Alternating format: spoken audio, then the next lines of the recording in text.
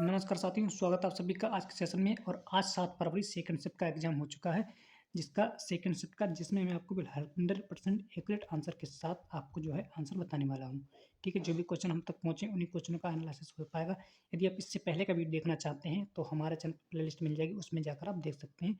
तो आइए शुरू करते हैं आज का सेशन। फर्स्ट क्वेश्चन, भारत के वर्तमान संस्कृत मंत्री कौन है? ठीक है, फर्स्ट क्वेश्चन है। देखिए, भारत के जो वर्तमान संस्कृत मंत्री हैं उनका नाम है गजेंद्र सिंह शेखावत, और उन्होंने 11 जुलाई 2024 को केंद्रीय संस्कृत मंत्री का पदभार ग्रहण किया था। ओके, ये आपको ध्यान रखना है। और जो शेखावत जी हैं उनका कार्यालय नई दिल्ली के शास्त्री भवन में स्थित है, और उनके जो निजी सचिव हैं उनका नाम है संदीप कुमार सिंह। ठीक है, और एक पॉइंट ये भी आपको ध्यान रखना है कि श्री इंद्रजीत सिंह जो भी संस्कृत मंत्रालय हैं उनको राज्य मंत्री के रूप में कार्यरत हैं। ठीक है, राज्य मंत्रालय का पद उनको दिया गया है। नेक्स्ट क्वेश्चन देखते हैं। अगला क्वेश्चन आपका है 1951 में से 1956 तक, यानी कि जो पहली पंचवर्षीय योजना थी उसका मुख्य लक्ष्य क्या था? ठीक है, इस तरह से क्वेश्चन पूछा गया था। ठीक है, पहली पंचवर्षीय योजना का मुख्य लक्ष्य क्या था? तो उसका जो मुख्य लक्ष्य होता है कृषि पर आधारित था। ठीक है, यानी कृषि था उसका, कृषि या खाद्यान्न उत्पादनों को बढ़ाना। ठीक है, इसी तरह आपके कोई ऑप्शन होंगे उन्हीं में से आपको लगाना था। देखिए, इसकी योजना का जो उद्देश्य था तो खाद्य उत्पादन को बढ़ाना और सिंचाई परियोजना को विकसित करना था। ठीक है, और देखिए इस योजना के तहत भाखड़ा नांगल, दामोदर घाटी परियोजना और हीराकुंड बांध जैसी बड़ी सिंचाई परियोजनाओं पर भी जोर दिया गया था। ठीक है, नेक्स्ट क्वेश्चन का बात है कि भारत का सबसे अधिक जनसंख्या वाला राज्य कौन सा है? ठीक है, तो भारत का सबसे अधिक जनसंख्या वाला राज्य है उत्तर प्रदेश। ठीक है, तो इसके बारे में देख लेते हैं। उत्तर प्रदेश के बारे में देखिए, उत्तर प्रदेश की जो वर्तमान उस समय 2011 के जनगणना के अनुसार, ठीक है, तो जनसंख्या थी तो 19.98 करोड़ थी। ठीक है, और उत्तर प्रदेश राज्य का जो घनत्व है वो 829 वर्ग किलोमीटर है। ठीक है, यह भारत में सबसे अधिक आबादी वाले राज्यों में पहले स्थान पर आता है। ओके, नेक्स्ट क्वेश्चन देखते हैं। अगला क्वेश्चन आपका पूछा गया था कि 1940 में जो अगस्त प्रस्ताव हुआ था किसके द्वारा लाया गया था? ठीक है, तो 1940 का जो अगस्त प्रस्ताव किसके द्वारा लाया गया था? वो लाया गया था लॉर्ड लिनलिथ के द्वारा। ठीक है, ये कौन था? ये अंग्रेजी गवर्नर थे। ठीक है, और देखिए इसका जो उद्देश्य क्या था? इसका उद्देश्य था द्वितीय विश्व युद्ध में भारत का समर्थन प्राप्त करने के लिए ब्रिटिश सरकार ने ये प्रस्ताव दिया था। ठीक है, और इस प्रक्रिया में देखिए कांग्रेस ने क्या किया था? कांग्रेस ने इस प्रस्ताव को ठुकरा दिया था, क्योंकि इसमें भारत को पूर्ण स्वतंत्रता का कोई स्पष्ट आश्वासन नहीं नजर आ रहा था। ओके, और इसके साथ ही जो मुस्लिम लीग थी उस मुस्लिम लीग ने इसे स्वीकार किया, क्योंकि इसमें उसके अलग राज्य पाकिस्तान की मांग के लिए रास्ता खुल गया था। ठीक है, इसलिए क्या था, मुस्लिम लीग थी उसने उसको स्वीकार कर लिया था, क्योंकि उसके अनुसार तो पाकिस्तान को जो अलग मांग कर लिया चाहता था उनके लिए रास्ता खुल गया था। ठीक है, नेक्स्ट क्वेश्चन देख लेते हैं। अगला क्वेश्चन आपका आया था कि संगीतकार सिक्किम माला जो संगीतकार सिक्किम माला चंद्रशेखर हैं किस वाद्य से जुड़े हुए हैं? ठीक है, सिक्किम माला किस वाद्य से जुड़े हैं? तो वो बांसुरी वादक है, बांसुरी वादक यंत्र से जुड़े हैं। ठीक है, यानी प्रसिद्ध बांसुरी वादक हैं। और जो है यह सिक्किम माला चंद्रशेखर बांसुरी को सहारा परिवार से आजीवन उपलब्धि पुरस्कार से सम्मानित भी उन्हें किया जा चुका है। ओके, ठीक है, और बांसुरी जो है भारत का सबसे पुराना वाद्य यंत्र है, यह बांस से बना हुआ होता है। ओके, अगला क्वेश्चन देखते हैं। ये अगला क्वेश्चन हमका आया था कि खेलो इंडिया शीतकालीन गेम है का आयोजन कहाँ हुआ था? ठीक है, जो शीतकालीन गेम है उनका आयोजन कहाँ हुआ था? ये आपका जो हाल ही में, ठीक है, इससे पहले जो शुरुआत में हुआ था, ठीक है, तो 2023 में हुए थे। कहाँ हुए थे? गुलबर्ग जम्मू एंड कश्मीर में हुए थे। गुलबर्ग के जम्मू एंड कश्मीर के गुलबर्ग वाले एरिया में हुए थे। ठीक है, और देखिए ये जो है इसके जो प्रमुख खेल कौन कौन सा है? ठीक है, इसका जो प्रमुख खेल है वो था स्कीइंग था। ठीक है, स्नोबोर्डिंग, आइस हॉकी तथा और आइस स्केटिंग आदि इस तरह के इसके खेल थे। ठीक है, और जी इसका उद्देश्य क्या था? ठीक है, इसका जो उद्देश्य था वो था भारत में शीतकालीन खेलों को बढ़ावा देना। ठीक है, क्या उद्देश्य था? भारत में शीतकालीन खेलों को बढ़ावा देना। ठीक है, और इसके जी आयोजित करता कौन थे जिन्होंने इसको आयोजन किया था? भारत खेल प्राधिकरण और जम्मू कश्मीर खेल परिषद ने इसको मिलकर इस खेल का आयोजन कराया था। ठीक है, नेक्स्ट क्वेश्चन देखते हैं। अगला क्वेश्चन आपका था कि कथकली और मोहिनीअट्टम नृत्य किस राज्य के हैं? ठीक है, तो कथकली और मोहिनीअट्टम है वो केरल राज्य के हैं। ठीक है, देख लें कथकली के बारे में। देखिए यह कहा है कथकली और मोहिनीअट्टम क्या है? यह एक कला कहानी नाटक शैली है, लेकिन पारंपरिक रूप से पुरुष अभिनेता नर्तकी द्वारा पहने जाने वाले विस्तृत रंगीन मेकअप वेशभूषा चेहरे के मुखौटा द्वारा प्रतिष्ठित है। ठीक है, कथकली केरल के मलयालम भाषा दक्षिण पश्चिमी क्षेत्र में हिंदू का एक प्रदर्शन की एक कला है। ठीक है, नेक्स्ट क्वेश्चन देखते हैं। अगला क्वेश्चन आपका था कि भारत में 2014 एशियाई खेलों में हॉकी का स्वर्ण पदक कितने वर्षों के बाद जीता था? ठीक है, तो भारत ने 2014 में एशियाई खेलों में जो स्वर्ण पदक जीता था, वो कितने वर्षों के बाद जीता था? 2014 में तो जीता, लेकिन कितने वर्षों के बाद, ठीक है? तो 16 वर्षों के बाद इन्होंने जीता था, ठीक है? तो राइट आंसर क्या आपको लगाना था? 16 वर्षों के बाद इन्होंने ये पदक जीता था एशियाई खेलों में स्वर्ण पदक, ठीक है?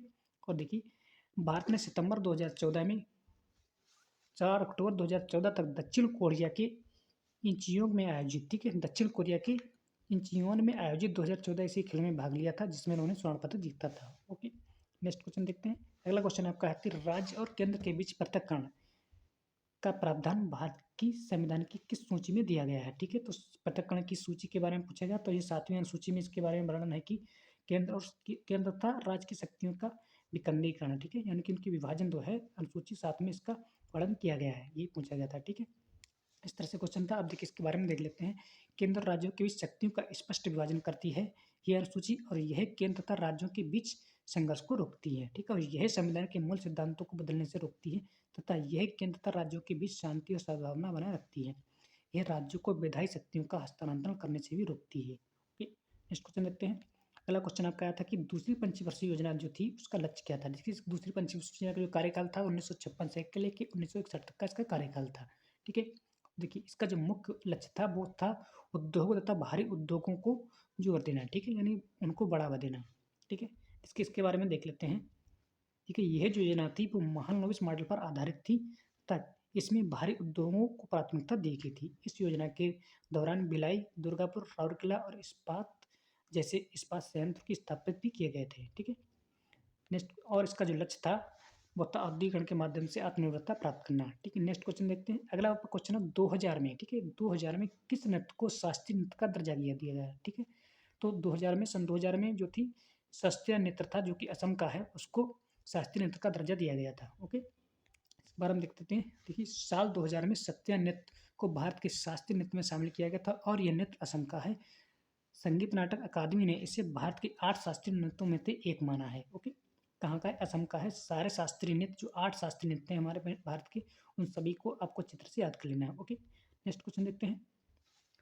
साल 2011 की जनगणना के मुताबिक पूर्वोत्तर राज्य में सबसे अधिक आबादी जो है किसकी है, ठीक है? आबादी वाला राज्य कौन सा है, आबादी किसकी है, ठीक है?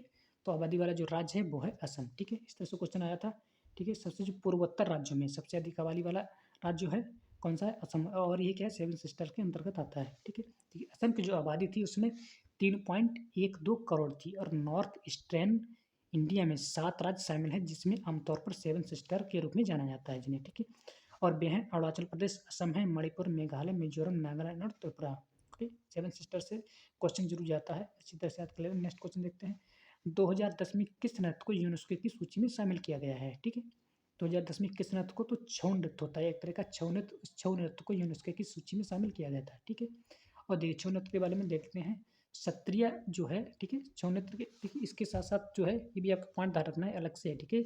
सत्रिया को जो है, सत्रिया को संगीत नाटक अकादमी द्वारा जो पुरस्कार 2000 में शास्त्रीय नृत्य का दर्जा दिया गया, ठीक है? इससे पहले जो भी देख चुके हैं अभी। देखिए, छऊ नृत्य के बारे में देखते हैं। देखिए, छऊ नृत्य है महाभारत और रामायण जैसे महाकाव्यों के प्रसंगों का रंगमंचन करता है, और यह नृत्य स्थानीय लोक कथा तथा अमूर्त विषयों पर भी आधारित होता है। छऊ नृत्य की 3 प्रमुख शैलियाँ हैं, सरायकेला, पुरुलिया और मयूरभंज, ठीक है? और देखो, सरायकेला और जो पुरुलिया है, ये शैलियों में मुखौटे का इस्तेमाल किया जाता है। नेक्स्ट क्वेश्चन देखते हैं। अगला आपका क्वेश्चन है तो लोकसभा के स्पीकर और डिप्टी स्पीकर की नियुक्ति से संबंधित अनुच्छेद कौन सा है, ठीक है? तो इसका जो अनुच्छेद आपका है वो आपका है 93। ओके, आगे देखते हैं। देखिए, राइट आंसर आपका था अनुच्छेद 93। देखिए, 94 जो अनुच्छेद क्या कहता है कि स्पीकर और डिप्टी स्पीकर के पद रिक्त होने पर हटाए जाने या त्यागपत्र से संबंधित है। और जो अनुच्छेद 95 आपका क्या है? स्पीकर की अनुपस्थिति में डिप्टी स्पीकर के कर्तव्य का इसमें संबंध के बारे में वर्णन है। अनुच्छेद 96 आपका क्या कहता है? स्पीकर तथा डिप्टी स्पीकर को हटाने की प्रक्रिया का इसमें वर्णन किया गया है, ठीक है? और अनुच्छेद 97 आपका क्या करता है? स्पीकर और डिप्टी स्पीकर के वेतन तथा भत्तों के बारे में इसमें वर्णन किया गया है। ओके, नेक्स्ट क्वेश्चन देखते हैं।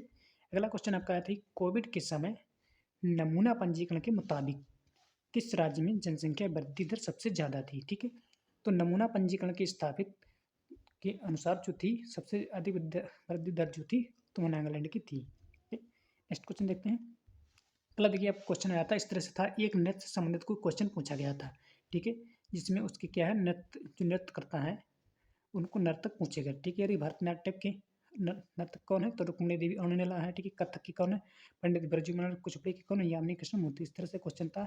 यहीं तक आपके सारे क्वेश्चन समाप्त होते हैं। यदि आपको क्लास अच्छी लगी है तो वीडियो को लाइक करें, चैनल को कर लें सब्सक्राइब, और कमेंट में जरूर पूछें कि ये वो जो लास्ट वाला जो क्वेश्चन था वो कौन सा तरह का था। जिसने भी एग्जाम दिया है वो कमेंट में जरूर भेजें, ठीक है। धन्यवाद। जय हिंद, जय भारत।